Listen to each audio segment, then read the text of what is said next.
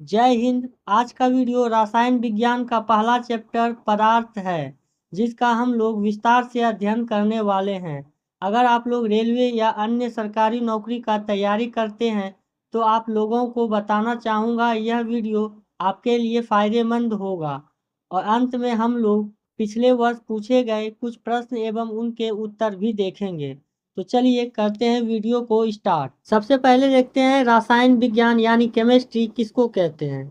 तो रसायन विज्ञान विज्ञान की वह शाखा है जिसके अंतर्गत पदार्थों की रासायनिक संरचना, संगठन, गुणधर्मों तथा परस्पर रासायनिक अभिक्रियाओं और उनके परिणामों का अध्ययन किया जाता है। इसको बाद में समझेंगे एक एक करके। संगठन, गुणधर्म, संरचना क्या है, परिभाषा को पहले ध्यान से समझ लीजिए। एक बार और समझते हैं कि रसायन विज्ञान क्या बोलता है कि विज्ञान की वह शाखा है जिसके अंतर्गत कोई भी पदार्थ का रासायनिक संरचना कैसा है, उसका संगठन क्या है और कैसा उसका गुण है और कौन कौन से साथ में अभिक्रिया कर सकते हैं, ये सभी का अध्ययन किया जाता है रसायन विज्ञान के अंतर्गत। 18वीं शताब्दी के फ्रांसीसी रसायन शास्त्री एंटोनी लेवोजियर को आधुनिक रसायन विज्ञान का जनक कहा जाता है, यानी फादर ऑफ मॉडर्न केमिस्ट्री किसको कहेंगे तो एंटोनी लेवोजियर को कहेंगे। इसको याद रखिएगा, बहुत बार परीक्षा में पूछा जाता है कि रसायन विज्ञान का पिता किसे कहते हैं, तो क्या होगा, एंटोनी लेवोजियर को कहते हैं आधुनिक रसायन विज्ञान का पिता। अब चलिए आगे समझते हैं। रसायन शास्त्र यानी केमिस्ट्री शब्द की उत्पत्ति मिस्र के प्राचीन शब्द कीमिया से हुई है, जिसका अर्थ होता है काला रंग। यानी केमिस्ट्री शब्द का उत्पत्ति कहाँ से हुआ है तो मिस्र के प्राचीन शब्द कीमिया से हुआ है, जिसका अर्थ क्या होता है काला रंग। चलिए अब हम लोग समझते हैं मेन टॉपिक जो है हमारा पदार्थ। पदार्थ को द्रव्य या फिर मैटर इंग्लिश में कहते हैं। तो इसका परिभाषा पहले देखते हैं। तो पदार्थ का परिभाषा है कि ब्रह्मांड में उपस्थित वह सब कुछ जिसमें द्रव्यमान हो तथा जो स्थान घेरता हो वह पदार्थ कहा जाता है। यानी ब्रह्मांड में अगर कुछ भी चीज है, अगर उसका द्रव्यमान यानी मास अगर है और वह स्थान यानी स्पेस अगर घेर रहा है तो उसको क्या कहेंगे, पदार्थ कहेंगे। किसी वस्तु में उपस्थित पदार्थ की मात्रा उस वस्तु का द्रव्यमान कहलाती है। कोई वस्तु में कितना उपस्थित है पदार्थ तो उसका द्रव्यमान कहा जाता है पदार्थ का। तो यानी किसी वस्तु में उपस्थित पदार्थ की मात्रा उस वस्तु का द्रव्यमान यानी मास कहा जाता है। उदाहरण देखेगा तो जैसे जल, वायु, सोना, कुर्सी, किताब आदि ये सभी वस्तुएं पदार्थ हैं, जबकि ऊर्जा, प्रकाश, ध्वनि, विचार, भावनाएं ये सबको पदार्थ नहीं कहते हैं। ऊर्जा को आप देख पाते हैं नहीं, प्रकाश को आप देख पाते हैं नहीं, प्रकाश अगर रहता है तो आप कोई वस्तु को देख पाते हैं। ध्वनि भले ही हम लोग सुन पाते हैं लेकिन ध्वनि को देख नहीं पाते हैं, हम ना ही उसको महसूस कर पाते हैं। ध्वनि को महसूस किया जाता है नहीं, उसको सुना जाता है। उसी प्रकार का विचार, विचार को भी हम लोग महसूस नहीं कर सकते हैं ना ही देख सकते हैं, सिर्फ हमारे अंदर में रहता है, वही हो गया भावना। तो पदार्थ फिर एक बार और लास्ट परिभाषा देखेगा पदार्थ का, तो कोई भी वस्तु जो स्थान घेरती हो, जिसका द्रव्यमान हो और जिसको हम अपनी 5 इंद्रियों से महसूस कर सकते हैं, वे सभी पदार्थ हैं। यानी हम अपने 5 इंद्रियों में से अगर किसी से भी महसूस कर रहे हैं तो वह पदार्थ है। ध्वनि कान से महसूस करते हैं, महसूस क्या करते हैं, उसको सुनते हैं। विचार नहीं होगा, प्रकाश नहीं होगा। जैसे देखिए जल, जल को हमारे ऊपर पे अगर डालेगा तो क्या होगा, भीग जाएंगे, तो महसूस कर रहे हैं, लगेगा, आंख बंद भी रहेगा तो पता चल जाएगा कोई हमारे शरीर पे पानी फेंका है। वायु, कोई पंखा चला देगा तो पता चल जाएगा नहीं भाई हवा चल रहा है, तो यानी ये हवा है, हमारे शरीर को महसूस हो रहा है हवा है। उसी प्रकार का सोना, ये तो दिख रहा है, अब वो नींद वाला सोना नहीं, ये गोल्ड वाला सोना का बात कर रहे हैं। कुर्सी, किताब आदि, यानी जिस चीज को हम देख पाते हैं, महसूस कर पाते हैं, छू सकते हैं, वो सभी चीज पदार्थ है। बाद बाकी और जो नहीं, जिसको देख पाते हैं ना, छू पाते हैं ना, महसूस कर पाते हैं, वो सभी पदार्थ नहीं कहा जाता है। चलिए अब देखते हैं पदार्थों का वर्गीकरण यानी क्लासिफिकेशन ऑफ मैटर। तो यहाँ पदार्थों का वर्गीकरण दो आधार पर किया जाता है। पहला होता है भौतिक, दूसरा होता है रासायन आधार। तो दोनों को एक एक करके देखते हैं। तो भौतिक आधार पर जो है पदार्थ को 3 भागों में बांटा गया है मुख्य रूप से। वैसे पदार्थ का कहा जाता है कि 5 भाग होता है, लेकिन भौतिक आधार पर पदार्थ को 3 भागों में बांटा गया है, जो है ठोस यानी सॉलिड, द्रव्य यानी लिक्विड, गैस यानी गैस। भौतिक आधार पर मुख्य रूप से 3 भागों में बांटा गया है, ठोस, द्रव्य और गैस। वहीं रासायनिक आधार पर पदार्थों को भी 3 भागों में बांटा गया है, तत्व, यौगिक और मिश्रण। तो आज हम लोग सिर्फ भौतिक आधार पर पदार्थों को देखेंगे, अगले वीडियो में हम लोग रासायनिक आधार पर पदार्थ को देखेंगे। तो आज देखते हैं भौतिक आधार पर। तो चलिए, पदार्थ की अवस्थाएं। तो पदार्थ का कुल 5 अवस्था है। ठोस अवस्था, द्रव्य अवस्था, गैस अवस्था, प्लाज्मा अवस्था और 5वां है बॉस-आइंस्टीन कंडेंसेट अवस्था। तो ये सभी अवस्था को हम लोग एक एक करके डिटेल में पढ़ते हैं। तो सबसे पहले हम लोग देखते हैं ठोस अवस्था, जिसको सॉलिड स्टेट कहते हैं। तो ठोस अवस्था में वस्तुओं का आकार यानी स्पेस एवं आयतन यानी वॉल्यूम दोनों ही निश्चित होता है। तो ठोस अगर कोई वस्तु है तो उसका आकार और आयतन दोनों ही निश्चित होगा। इंग्लिश में देखेगा तो स्पेस और वॉल्यूम दोनों निश्चित जिसका है वह वस्तु ठोस कहा जाएगा। जब इन द्रव्य पर बाह्य बल लगाया जाता है तो इनमें आकार बनाए रखने का गुण होता है। अगर इस पे कोई बाहरी बल लगाइएगा तो इसका आकार बनाए रखने के इसके अंदर में गुण होता है, ठोस के अंदर में। अब जेसीबी से उसके ऊपर बल लगाइए तब बात अलग है। कहने का मतलब अपने जानते में अपना शरीर का जहाँ तक बल है, एगो ईटा ले आइए, ईटा के ऊपर पे आप कूदिए तो ईटा नहीं है चूर हो जाएगा। अब उसके ऊपर कोई भारी चीज से हथौड़ा ला के चूर दीजिएगा तब नहीं कहा जाएगा। तो यही बोला है कि अगर बाहरी बल लगेगा तो वो अपने गुण, जैसे ठोस है तो ठोस में ही वो रहेगा, ना कि चूर हो जाएगा। अत्यधिक बल लग जाएगा तो बात अलग है। तो अर्थात इसमें नगण्य संपीड़ितता का गुण होता है। इसका संपीड़ितता जो है वो नगण्य होता है। ठोस वस्तुओं के अंदर ठोस वस्तुओं में अंतर आणविक स्थान कम पाया जाता है। अब ये अंतर आणविक स्थान क्या है? तो देखिए, ठोस वस्तु का में अणु बहुत सारा रहेगा तो दो अणु के बीच का स्थान जो होता है उसी को कहते हैं अंतर आणविक स्थान। तो ठोस वस्तु का दो अणु के बीच के जो अंतर आणविक स्थान है वो बहुत ही कम होता है, जबकि अणुओं के मध्य आकर्षण बल बहुत ज्यादा होता है। अगर ज्यादा आकर्षण बल नहीं होगा तो ये इधर उधर भागने लगेगा। इसीलिए ठोस वस्तुओं के अणु में जो आकर्षण बल है वो बहुत ज्यादा रहता है, ताकि वो एक दूसरे से चिपका रहे। और चिपका रहेगा तभी वो ठोस कहलाएगा। अगर दूर चल जाएगा तब तो कोई और चीज कहलाने लगेगा। तो इसमें आकर्षण बल अधिक होता है, अर्थात इसका घनत्व भी अधिक होगा। आकर्षण बल इसमें अधिक है तो घनत्व भी इसका ज्यादा होगा। घनत्व को घनापन से समझ सकते हैं। जो ज्यादा घना होगा उसका घनत्व उतना ज्यादा होगा।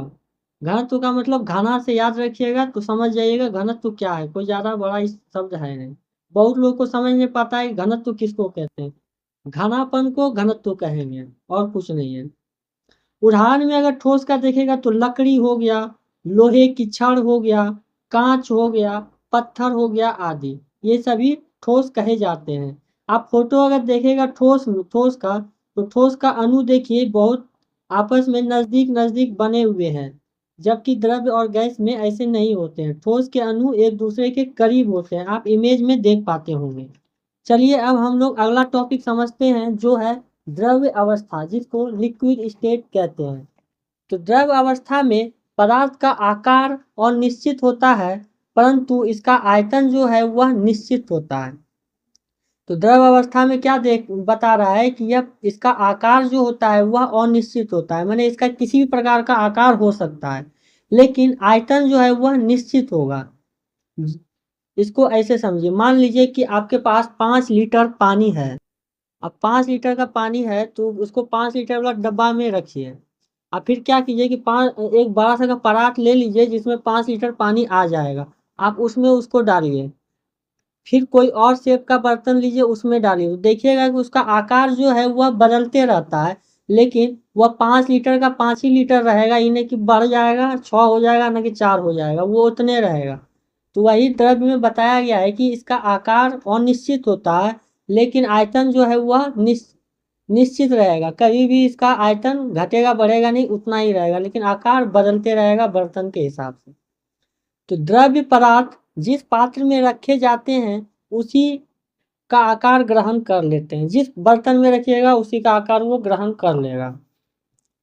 द्रव्य में अंतर आणविक स्थान ठोस की अपेक्षा अधिक होता है। अंतर आणविक स्थान क्या बताए थे कि दो अणु के बीच का स्थान को कहते हैं अंतर आणविक स्थान। ठोस में यह बहुत ही कम या बोलिए तो नाम मात्र का रहता है स्थान, लेकिन द्रव्य में यह स्थान जो है दो अणु के बीच का स्थान बढ़ जाता है। तो वही बोला गया है कि द्रव्यों में अंतर आणविक स्थान ठोस की अपेक्षा अधिक होता है, जबकि इनके अणुओं के मध्य आकर्षण बल कम हो जाता है। एक दूसरे को खींचने की शक्ति जो ठोस में ज्यादा था, द्रव्य में क्या हो जाता है कि वह कम पड़ जाता है एक दूसरे को खींचने की शक्ति, जिसके कारण द्रव्य जो है इधर उधर फैलने लगता है। देखिए ठोस जहां रखिएगा वहीं रह जाएगा, और थोड़ा सा पानी को गिरा दीजिए नीचे, देखिए वो फैल जाएगा। कहेगा कि उसके अणु जो है उसकी दो अणु के बीच आकर्षण बल उतना ज्यादा मजबूत नहीं होता है ठोस की अपेक्षा में। ठोस में द्रव में ठोसों की अपेक्षा कम घनत्व भी होता है, घनत्व घना भी ये कम होता है, जबकि ठोस ज्यादा घना होता है द्रव के मुताबिक। उदाहरण इसका देखिएगा तो जल हो जाएगा, दूध हो जाएगा, तेल हो जाएगा इत्यादि इसका उदाहरण। फोटो में देख लीजिए, इसका अणु ठोस की अपेक्षा आपको दिख रहा होगा कि ये ठोस में ज्यादा घना था, जबकि द्रव में यह फोल दिख रहा है ठोस की अपेक्षा में। चलिए अब हम लोग देखते हैं पदार्थ का तीसरा अवस्था जो है गैसीय अवस्था। इंग्लिश में इसको कहते हैं गैसीय स्टेट। चलिए, गैसीय अवस्था में पदार्थ का आकार एवं आयतन दोनों ही अनिश्चित होता है। ठोस में क्या था कि आकार और आयतन दोनों निश्चित था, द्रव में आकार अनिश्चित था लेकिन आयतन निश्चित था। गैस में क्या हो जाता है कि आकार और आयतन दोनों ही अनिश्चित हो जाता है। गैस के अंदर गैस में अंतर आणविक स्थान जो है यह बहुत ही अधिक पाया जाता है, यानी गैस का दो अणु के बीच में अगर स्थान देखिएगा तो वह सबसे अधिक दिखेगा ठोस द्रव्य गैस में। सबसे ज्यादा दो अणु के बीच में अगर स्थान मिलेगा तो आपको गैस में ही मिलेगा। इसीलिए इसमें उच्च संपीड़ितता का गुण होता है। उच्च संपीड़ितता का मतलब ये इसमें फैलने का गुण बहुत ज्यादा होता है। आप गैस को अगर देखिएगा, परफ्यूम अगर रूम में एक कोना में आप छिटक स्प्रे कीजिए तो देखिएगा पूरा रूम जो है महकने लगेगा। कहेगा कि उसमें उच्च संपीड़ितता का गुण होता है। फैलाव शक्ति सबसे ज्यादा किसमें होता है, वह ठोस में होता है। गैसों के कणों के मध्य आकर्षण बल नगण्य होता है। दो अणु को खींचने वाले बल, एक दूसरे को जो खींचते हैं उसी बल को आकर्षण बल कहते हैं। सबसे ज्यादा आकर्षण बल ठोस में था, उससे कम द्रव में था, और सबसे कम या बोले नाम मात्र का रहता है आकर्षण बल किसमें, गैस में पाया जाता है। तो क्या बोला, गैसों के कणों के मध्य आकर्षण बल जो होता है वह नगण्य होता है। इसीलिए गैसों के अणु तीव्र गति से अनियमित गति करते हैं। इसका कोई नियम कानून नहीं है किधर वो जाएगा, जिधर हवा का रुख रहेगा उधर ही सभी गैस को लेकर चल जाएगा, और वो भी तीव्र गति से। कहेगा कि इसके अणु के बीच खिंचाव आकर्षण बल है नहीं, एक दूसरे को खींच के रख नहीं पाएगा। कैसे रखेगा जब इसका आकर्षण बल बिल्कुल नगण्य है। उदाहरण अगर गैस का देखेगा तो ऑक्सीजन, कार्बन डाइऑक्साइड इसका उदाहरण है। चलिए अब पदार्थों में देख लेते हैं हम लोग कि पदार्थों की अवस्था में परिवर्तन। तो कैसे अवस्था इसका परिवर्तन होगा, तो ठोस, द्रव्य और गैस। तो ठोस को अगर आप गर्म कीजिएगा तो द्रव्य बन जाएगा, द्रव्य को अगर गर्म करते हैं तो बन जाएगा वो गैस। नहीं समझ पाए, चलिए ऐसे समझिए। बर्फ का एक क्यूब लीजिए, इसको आइस क्यूब कहते हैं इंग्लिश मीडियम वाला लोग, हिंदी में तो बोल देगा क्या बर्फ का एक गोला ले लो। तो बर्फ का एक क्यूब लीजिए, उस क्यूब को क्या कीजिए, गरमाइए। बर्फ क्या है, ठोस है, उसको गर्म कीजिए। तो गर्म कीजिएगा तो क्या दिखेगा कि वो द्रव यानी जल बन जाएगा। और उसी द्रव को फिर गर्मा दीजिए तो क्या हो जाएगा, भाप बन के उसका पानी सब उड़ जाएगा। भाप जो बन गया वो क्या हो गया, गैस हो गया। तो ठोस को अगर गर्म करते हैं तो द्रव बन जाएगा, द्रव को गर्म करेंगे तो गैस बन जाएगा। यही प्रक्रिया उल्टा कर देते हैं और वो उल्टा के करते हैं। तो उल्टा के कैसे करेंगे, तो चलिए वाष्प को इकट्ठा कर लीजिए, इकट्ठा करके उसको ठंडा दीजिए। तो जैसे वाष्प को इकट्ठा करके अगर उसको ठंडा करते हैं तो वह द्रव यानी जल बन जाएगा। और फिर वही जल को अगर और ठंडा कर दीजिएगा तो बर्फ बन जाएगा। तो यहाँ ये देख रहे हैं कि अगर गर्म किया जाए तो किसी भी अगर पदार्थ का अवस्था हमको बदलना है तो हम लोग क्या कर सकते हैं, या तो उसको गर्म करेंगे या तो उसको ठंडा करेंगे। तो हम क्या कर सकते हैं, पदार्थ का अवस्था परिवर्तन कर सकते हैं। तो चलिए पदार्थों के तीनों अवस्थाओं का तुलनात्मक अध्ययन एक बार इसको देखते हैं, जहाँ से परीक्षाओं में एक दो बार कभी कभी प्रश्न देखने को मिल जाता है। तो चलिए देखते हैं सबसे ज्यादा घनत्व यानी डेंसिटी किसका होता है। तो सबसे ज्यादा घनत्व, घनत्व का मतलब क्या बोले थे, जो सबसे ज्यादा घना है। तो घना सबसे ज्यादा कौन होता है, ठोस होता है। उसके बाद द्रव्य होता है, उसके बाद गैस। तो सबसे ज्यादा डेंसिटी यानी ठोस का होगा, फिर द्रव का होगा, फिर गैस का होगा। आगे देखते हैं आणविक आकर्षण बल यानी एक दूसरे के कण को खींच के रखने का बल को आकर्षण बल कहते हैं। ठोस में सबसे ज्यादा, द्रव्य में उससे कम, और सबसे कम गैस में नाम मात्र का रहता है। अंतर आणविक स्थान यानी दो अणुओं के मध्य स्थान। तो सबसे ज्यादा दो अणुओं के मध्य स्थान गैस का होता है, फिर द्रव्य का होता है, और सबसे कम दो अणु के मध्य स्थान ठोस का होता है। फिर प्रसार अगर देखते हैं तो प्रसार भी सबसे ज्यादा गैस का होगा, फिर द्रव्य का होगा, फिर ठोस का होगा। विसरण, विसरण भी सबसे ज्यादा गैस का, फिर द्रव्य का, फिर ठोस का। सबसे ज्यादा गतिज ऊर्जा, ये भी ठोस में सबसे ज्यादा होगा, सॉरी गैस में सबसे ज्यादा होगा, द्रव्य में उससे कम होगा, और ठोस में सबसे कम होगा। तो आप देख रहे हैं कि घनत्व और आणविक आकर्षण बल ठोस में सबसे ज्यादा है, द्रव्य में सबसे उसके बाद है, गैस में सबसे बाद है। बाद बाकी अगर तीनों को, दोनों को छोड़ के अगर बाद बाकी चारों को देखिएगा तो ये गैस द्रव्य ठोस, गैस द्रव्य ठोस, गैस द्रव्य ठोस करके है। तो इसको याद करना ज्यादा कठिन नहीं है, दो ठो को सिर्फ याद कर लीजिए, घनत्व और आणविक आकर्षण बल। बाद बाकी उल्टा के आप इसको सेट कर सकते हैं, ज्यादा कोई इसको याद करना बड़ी बात है नहीं। इसको दो तीन बार ध्यान से देख लीजिएगा तो ये याद हो जाएगा, और यहाँ से प्रश्न बनते हैं। चलिए अब देखते हैं पदार्थ का चौथा अवस्था जो है प्लाज्मा अवस्था। प्लाज्मा का कोई निश्चित आकार या निश्चित आयतन नहीं होता है। जैसे गैस का भी कोई आकार निश्चित नहीं था और ना ही आयतन निश्चित था, उसी प्रकार का प्लाज्मा का भी कोई निश्चित आकार और आयतन नहीं होता है। यह पदार्थ की चौथी अवस्था होती है। प्लाज्मा गैसों की आयनीकृत अवस्था होती है।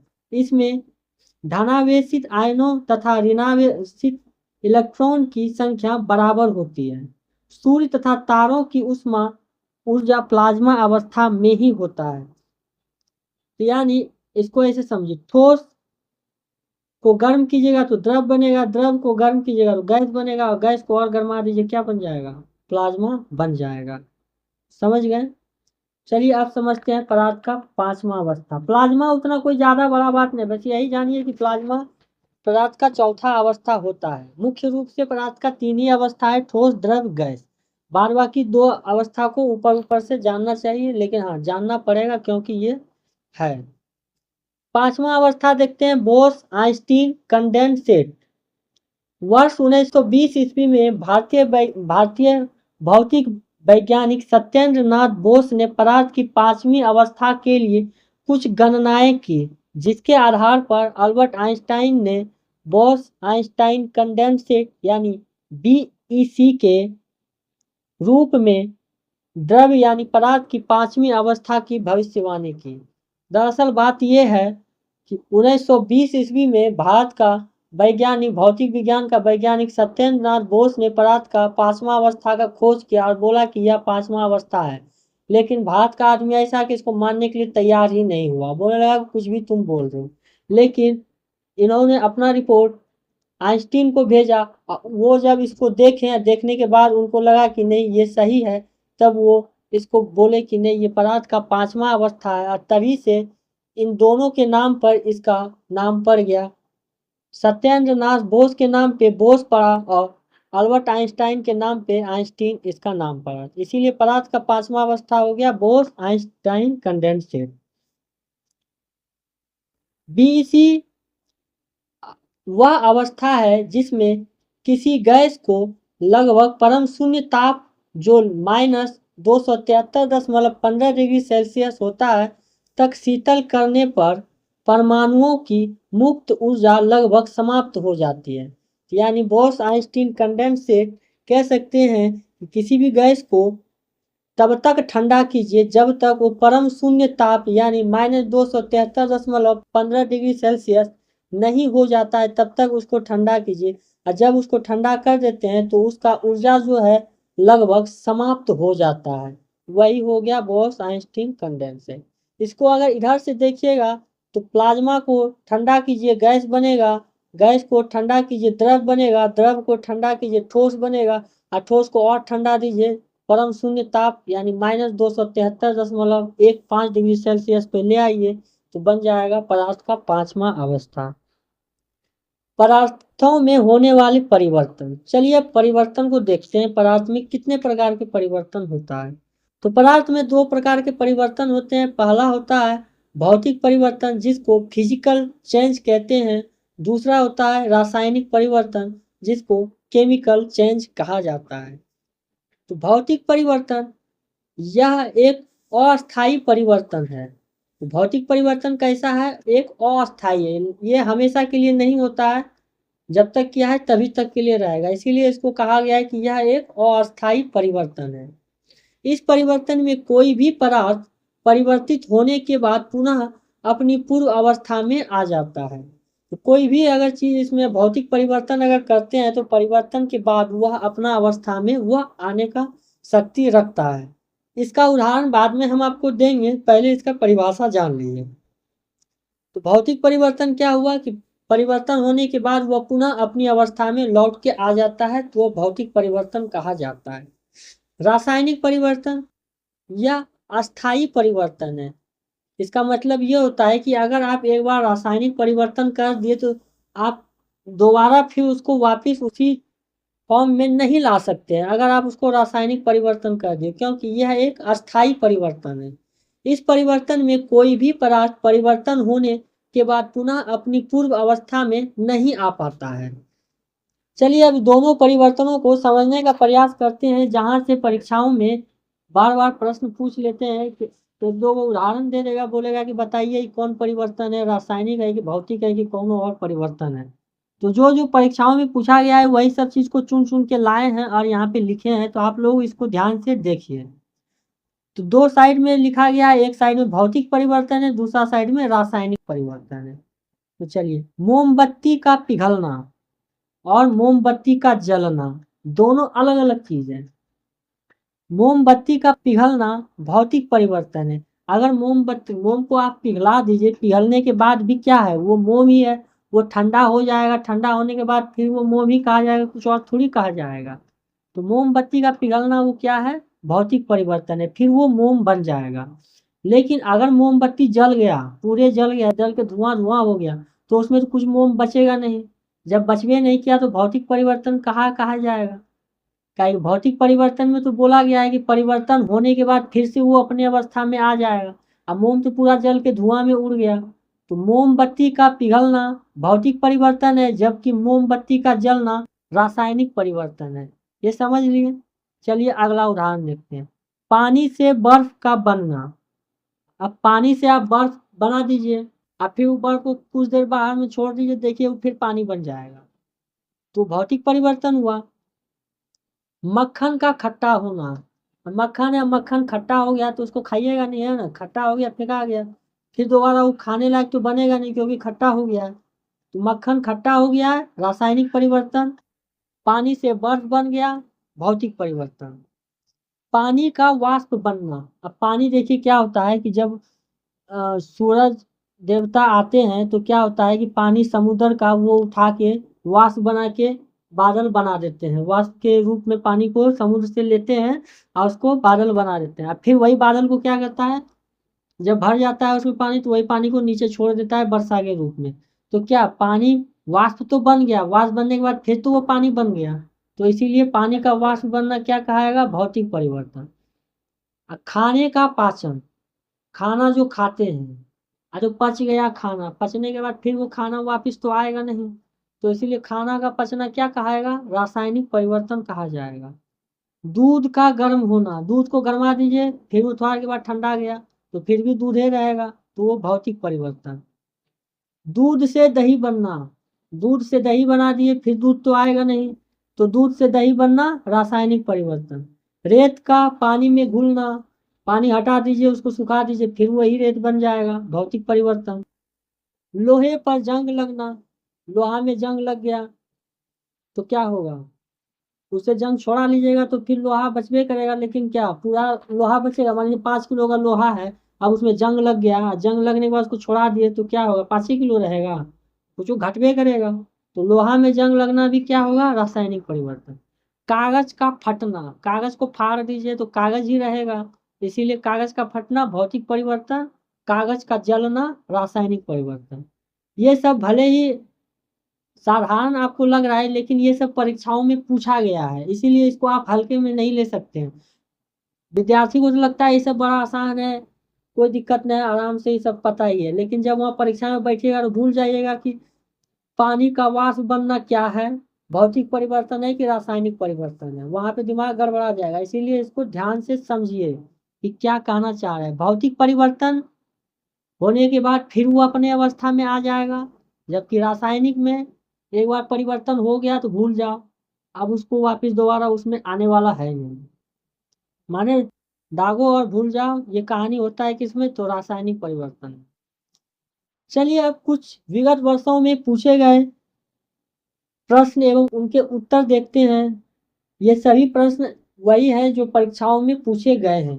लास्ट में एक दो प्रश्न मैं अपने हिसाब से दिया हूँ, जिसको आपको अगर अच्छा लगता है तो आप उसको हमको कमेंट करके बताइए। पहला प्रश्न है कि अभी तक वैज्ञानिकों द्वारा पदार्थ की कितनी अवस्थाओं की तय की गई है, यानी वैज्ञानिक अभी तक कितने पदार्थ की अवस्था का पता लगाया गया है, 2, 4, 5 या फिर 3। तो इसका सही जवाब है ऑप्शन सी, 5। अगला प्रश्न है कि डैश में विसरण अत्यधिक तीव्रता से होती है, यानी किस में विसरण सबसे ज्यादा होता है। तो ऑप्शन है, ऑप्शन के अकॉर्डिंग चलेंगे तो ऑप्शन में दिया गया है ठोसों में, द्रवों में, पैसों में या फिर प्लाज्मा में। तो विसरण ये ऑप्शन के मुताबिक सबसे ज्यादा विसरण जो होगा वह द्रवों में होगा, ठोस में तो उतना नहीं होगा। पैसा भी तो ठोस ही है, प्लाज्मा में नहीं होगा। सबसे ज्यादा विसरण किसमें होगा, तो द्रव में होगा। अगला प्रश्न है यदि अमोनिया गैस है तो कपूर क्या है। ऑप्शन है गैस, ठोस, तरल, अर्ध ठोस। तो अब फिर से एक बार क्वेश्चन देखिएगा, अमोनिया को बोला गैस है तो कपूर क्या है, कपूर कैसा देखने में लगता है, कपूर ठोसी अवस्था में रहता है, जलाने के बाद वो भले ही अलग है कि गैस बन के उड़ जाता है, लेकिन शुरू में तो ठोस ही रहता है। अगला प्रश्न है कि आधुनिक रसायन विज्ञान का पिता किसे कहा जाता है। इसका जवाब तो आप लोग दे देंगे, इसका आंसर है ऑप्शन बी, एंटोनी लेवोसियर को। अगला प्रश्न है निम्नलिखित में से किसका आकार और आयतन निश्चित होता है। यहाँ बताया बताया प्रश्न पूछा है कि आकार और आयतन किसका निश्चित होता है। ऑप्शन है ठोस, द्रव, गैस, इनमें सभी। तो इसका उत्तर है ऑप्शन ए, ठोस का आकार और आयतन दोनों निश्चित होता है। छठा प्रश्न है पदार्थ की चौथी अवस्था क्या है, गैस, ठोस, प्लाज्मा या द्रव्य। तो पदार्थ की चौथी अवस्था क्या है, तो प्लाज्मा है पदार्थ की चौथी अवस्था। आप लोगों को प्रश्न कैसा लग रहा है कमेंट में इसका जवाब जरूर दें। आज का 7वां प्रश्न है निम्नलिखित कथनों में से कौन गैसों के बारे में सत्य है? गैस के विषय में बताना है कि गैस के विषय में कौन सा कथन सत्य है। कथन पहले चारों पढ़ लेते हैं। तो गैसों का निश्चित आयतन तथा निश्चित आकृति होती है। गैसों का ना तो निश्चित आयतन और होता है और ना ही निश्चित आकार। अगला है गैसों का आयतन निश्चित होता है लेकिन आकृति और निश्चित नहीं होती। अगला है गैसों की आकृति निश्चित होती है लेकिन आयतन और निश्चित नहीं होती है। तो इसका जवाब क्या होगा? तो इसका जवाब है ऑप्शन नंबर बी, गैसों का ना तो निश्चित आयतन होता है और ना ही निश्चित आकार होता है। अगला प्रश्न है 8वां नंबर, निम्नलिखित में से किसका आयतन तो निश्चित है लेकिन आकार निश्चित नहीं है? ऑप्शन में पुस्तक, जलवाष्प, ऑक्सीजन, नींबू का रस। तो यहाँ बोला गया है कि आयतन निश्चित है लेकिन आकार निश्चित नहीं है। तो किसका होता है? या द्रव्य का होता है। और इसमें द्रव्य कौन है? तो नींबू का रस इसमें द्रव्य। तो इसका सही जवाब होगा ऑप्शन डी, नींबू का रस। अगला प्रश्न है, निम्न में से कौन सा रासायनिक परिवर्तन का उदाहरण नहीं है? तो रासायनिक परिवर्तन का उदाहरण नहीं है। शरीर में भोजन का पचना, ये तो रासायनिक उदाहरण है। दूध का दही बनना, ये भी रासायनिक परिवर्तन है। जल का जलवाष्प में परिवर्तन होना, यह भौतिक परिवर्तन है, रासायनिक परिवर्तन नहीं है। अगला देख लेते हैं, लोहे में जंग लगना, ये भी रासायनिक परिवर्तन है। तो इसका सही जवाब होगा ऑप्शन सी, जल का जलवाष्प में परिवर्तन होना यह रासायनिक परिवर्तन नहीं है बल्कि यह भौतिक परिवर्तन है। 10वां प्रश्न है, निम्न में कौन सा एक भौतिक परिवर्तन है? तो इसमें भौतिक परिवर्तन बताना है। ऑप्शन है पानी का बर्फ में परिवर्तन होना, मानव में श्वसन, मानव में पाचन, दूध से दही बनना। तो इसका सही जवाब है ऑप्शन ए, पानी का बर्फ में परिवर्तन, यह भौतिक परिवर्तन है। अगला प्रश्न है, सितारों में प्लाज्मा बनने का कारण क्या होता है? आपके ऑप्शन है उच्च तापमान, उच्च दाब, कम दाब या फिर कम तापमान। तो इसका सही जवाब है ऑप्शन ए, उच्च तापमान। अगला प्रश्न है, लोहे में जंग लगना इनमें से किसका सामान्य उदाहरण है? तो लोहा में जंग लगना किसका उदाहरण है? आपको तो पता है कि लोहे में जंग लगना किसका है? रासायनिक परिवर्तन का उदाहरण है। ये तो 3-4 बार रिपीट हो गया। अगला प्रश्न है, एक रासायनिक परिवर्तन नहीं है। इसमें 4 है, 4 में से कोई एक ऐसा है जो रासायनिक परिवर्तन नहीं है। ऑप्शन ए में है एक अंडा पकाना, बी में है एक आइस क्यूब पिघलना, सी में है केक को बेक करना, डी में है केला सड़ना। तो इसका सही जवाब है ऑप्शन बी, एक आइस क्यूब पिघलना, यह रासायनिक परिवर्तन नहीं बल्कि भौतिक परिवर्तन है। अगला प्रश्न है, इनमें से कौन सा रासायनिक परिवर्तन है? इसमें रासायनिक परिवर्तन बताना है। बर्फ का पिघलना, मोम का पिघलना, पानी का उबलना या फिर मोम का जलना। मोम का जलना इसमें रासायनिक परिवर्तन है। तो इसका सही जवाब होगा ऑप्शन डी। अगला प्रश्न है, परम शून्य ताप कहा जाता है किसको? ऑप्शन ए में है 0 डिग्री सेल्सियस, बी में है -273.15 डिग्री सेल्सियस, सी में है -273.15 डिग्री सेल्सियस, डी में है इनमें कोई नहीं। तो इसका सही जवाब है ऑप्शन बी, -273.15 डिग्री सेल्सियस। यह जो है यह परम शून्य ताप है। अगला प्रश्न है, निम्न में से कौन पदार्थ नहीं है? इसमें बताना है कि कौन पदार्थ नहीं है। ऑप्शन में है कुर्सी, वायु, ध्वनि, सोना। तो इसका सही जवाब है ऑप्शन सी, ध्वनि जो है यह एक पदार्थ नहीं है। आपको पहले ही शुरू में ये बताया गया है कि कौन पदार्थ नहीं है और क्यों नहीं है। अगला प्रश्न है, निम्न में से कौन गलत है? इसमें गलत बताना है कि कौन गलत है। ऑप्शन में ए में है ठोस का आकार तथा आयतन दोनों निश्चित होता है, बी में है द्रव्य का ना तो आकार और ना ही आयतन निश्चित होता है, सी में है पदार्थ की चौथी अवस्था प्लाज्मा है, डी में है गैसों का प्रसार अत्यधिक होता है। तो इसमें गलत बताना है। तो ठोस का आकार और आयतन दोनों निश्चित होता है, तो ये सही होता है, सही है। द्रव का ना तो आकार और ना ही आयतन निश्चित होता है, यह गलत है। तो इसका सही जवाब क्या होगा? Option B. क्योंकि द्रव का जो है आकार और निश्चित होता है, लेकिन आयतन आयतन निश्चित होता है, आकार और निश्चित होता है। आपको यह वीडियो कैसा लगा? अगर अच्छा लगा हो तो कमेंट करके जरूर बताएं। मिलते हैं अगले वीडियो में, तब तक जय हिंद।